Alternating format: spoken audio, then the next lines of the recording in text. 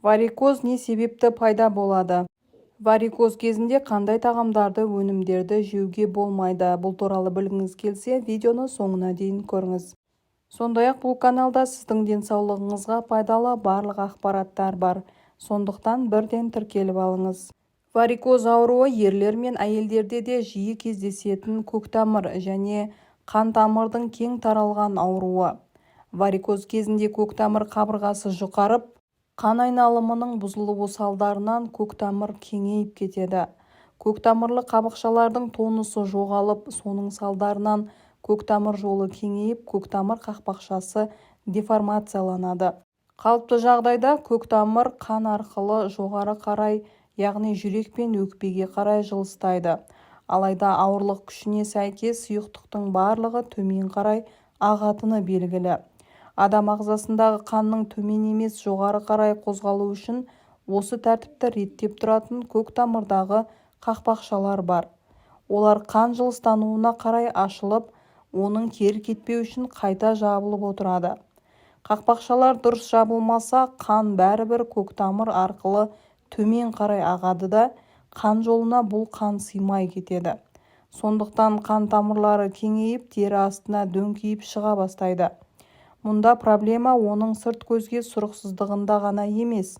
Бұл адам өміріне өте қауіпті. Варикоз көбіне ұзақ уақыт бойы отырып жұмыс істейтін, немесе екі аяғы тыным таппай үнемі жүгірісте жүретін гипертониктер, қант диабетіне шалдыққан, жалпақ табан ауруы бар, омыртқасына зақым келген, гормоналды препарат қабылдайтын әйелдер, жүкті әйелдерде де өте көп пайда болады. Флебит көп жағдайда аяқтағы үстіңгі көктамыр қабырғаларының қабынуы. Қабыну салдарынан қан айналымы бұзылып, қанның ұюы туындауы мүмкін. Егер бұл ауруды дер кезінде емдемесе, онда ол созылмалы формаға айналып кетуі мүмкін. Кейін тереңде жатқан көктамырға зиян келетін тромбофлебит ауруына алып келеді. Дәрігерлердің айтуынша, көктамырдың варикоз ауруының асқынуы, абсцестің асқынуы, инфекция, көктамырдың күйуі флебиттің туындауына себеп бола алады. Флебит кезінде адам ауырсыну сезінеді. Зақымдалған көктамыр айналасы қызарады және ісінеді.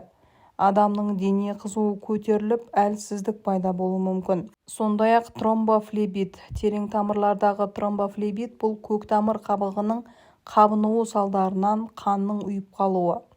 Тромбофлебиттің себептері мынадай: көктамырдың ішкі қабығының зақымдалуы, көктамыр жанындағы тіндердегі қабыну процесі, қан ұюының бұзылуы, сондай-ақ көктамыр варикоз ауруының асқынуы.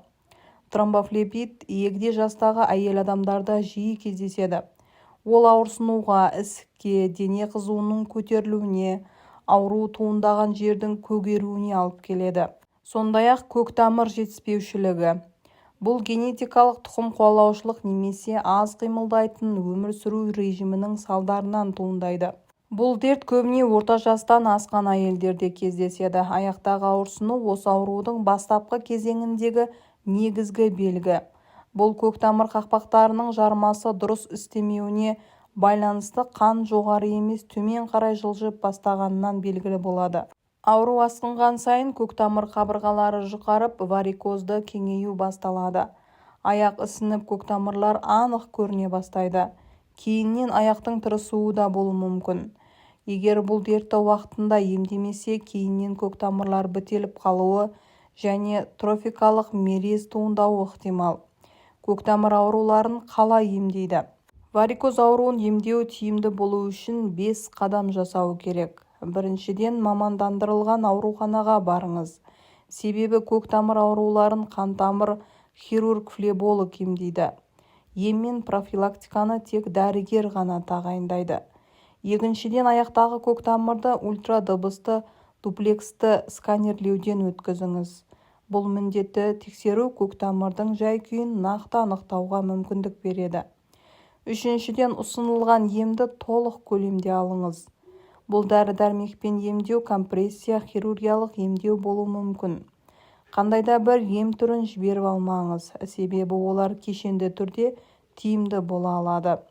Төртіншіден, дәрігердің кеңестерін мұқият орындаңыз. Емдеу кезінде және одан кейін де сізге компрессорлы трикотаж кию ұсынылады. Компрессия көктамырдағы қан жүруін жақсартып, ем шаралардың тиімділігін арттырады. 5-шіден профилактикаға мән беріңіз. Жарты жылда бір флеболог дәрігердің тексеруінен өту варикоздың қайта туындауына жол бермейді. Варикозды заманауи үлгіде және қауіпсіз емдеуде варикоз көктамырларының лазерлі коагуляциясы таптырмас әдіс болып отыр. Бұл әдіс кезінде қантамыр қабырғалары жылу энергиясының әсерінен жабысып, одан кейін қантамыр өздігінен сіңіп кетеді.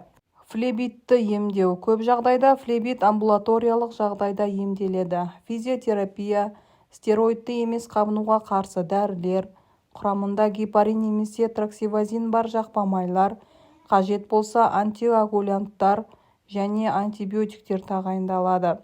Дәрігер компрессорлы трикотажды киюді, емдеу кезінде демалуды, зақымдалған дене бөлігін үнемі жоғары көтеріп жатуды ұсыну мүмкін. Сондай-ақ тромбофлебитті емдеу. Тромбофлебитті емдеу тактикасы да аурудың қандай деңгейде екеніне байланысты. Медикаментпен емдеу кезінде антиагулянттар, тромболитиктер, қабынуға қарсы жақпамайлар, өсімдіктерден дайындалған флеботониктер қолданылады. Егер ірің пайда болса, онда антибиотиктер беріледі. Қан ұйып қалу қаупі туындаған болса, хирургиялық әдіспен зақымдалған қантамыр бөлігін алып тастайды. Көктамыр жетіспеушілігін емдеу. Әдетте көктамыр жетіспеушілігін емдеу кешенді сипатта жүреді. Оған медикаментті терапия, физиотерапия, компрессорлы киім кию, емдік және шынықтырумен айналысу. Аса қажеттілік туындаса ғана хирургиялық емдеу жатады. Аурудың дендеуіне әсер ететін барлық факторды жою қажет. Егер науқас семіздікке шалдықса, онда артық салмақтан арылу керек. Гормоналды препарат қабылдайтын болса, басқа дәрі-дәрмекке алмастырған абзал. Аз қимылдайтын болса, физикалық белсенділікке көңіл бөлу керек. Үй жағдайында көктамырдың ауруының алдын алу. Көктамыр ауруы неше түрлі болуы мүмкін, алайда оның алдын алу әдісі біреу ғана. Аяқты әсем әрі сау күйінде сақтауға көмектесетін негізгі қарапайым әдістерді мұқият танысыңыз. Егер сіз бір орында ұзақ уақыт отырсаңыз, немесе керісінше күн ұзаққа аяқтан тік тұрып жұмыс істесеңіз, гимнастикаға бірер минут бөліңіз. Бірнеше рет отырып тұрып алға және артқа қисайыңыз. Аяқтарыңызды айналдырыңыз. Бұл қан айналымын қалыпқа келтіреді. Қатты тоңу немесе ыстықтаудан аулақ болуға тырысыңыз. Себебі көктамыр қабырғаларының күрт жиырылуы немесе кеңеюі олардың созылғыштығын төмендетеді. Бұл әсіресе әйелдер арасында жиі қолданылатын ыстық балауызбен денедегі түктерді тазалау әдісіне қатысты айтылған. Егер аяқтарыңыздағы қан тамырлары айқын көрініп тұрса, онда ыстық балауызды қолдануға мүлдем болмайды. Спортпен көп шұғылданыңыз. Жаттығу залына баратын уақытыңыз болмаса, кешкі уақытта таза ауада серуендеуді әдетке айналдырыңыз. Сонда қан айналымы жақсарып, аяқпен көктамыр тонуста болады. Бассейнге жазылыңыз, бимен айналысыңыз, велосипед тебіңіз немесе скандинавиялық жүріспен әуестеніңіз. Тым жабысып тұратын джинсы, резеңкесі тар шұлық кимеуге, тар белдік тақпауға тырысыңыз. Мұндай қолайсыз киімдер қан тамырларын басып, қанның қалыпты жүруіне кедергі жасайды. Ыстық және суық суды кезектестіріп қолдану арқылы аралас душ қабылдау қан тамырларының қабырғаларын жақсы нығайтады. Сонымен қатар ұйықтап жатқанда аяқты аздап көтеріп жатуға тырысыңыз. Бұл қанның жүруін жақсартып, қанның туралап қалуына жол бермейді. Сондай-ақ дұрыс тамақтанып, майлы және ащы тағамдардан бас тартыңыз. Олардың орнына көк шөпті көп жеп, көкөніс пен жеміске басымдық беріңіз. Ең бастысы, профилактикалық мақсатта дәрігердің тексеруінен өтуді ұмытпаңыз. Себебі кейде бұл ауру жасырын сипатта жүруі мүмкін. Жоғарыда айтылған белгілердің кем дегенде біреуі сізде болса, дәрігердің кеңесіне жүгініңіз. Ал осы видео сізге пайдалы болса, жақындарыңызбен бөлісіп, каналға тіркеле кетіңіз.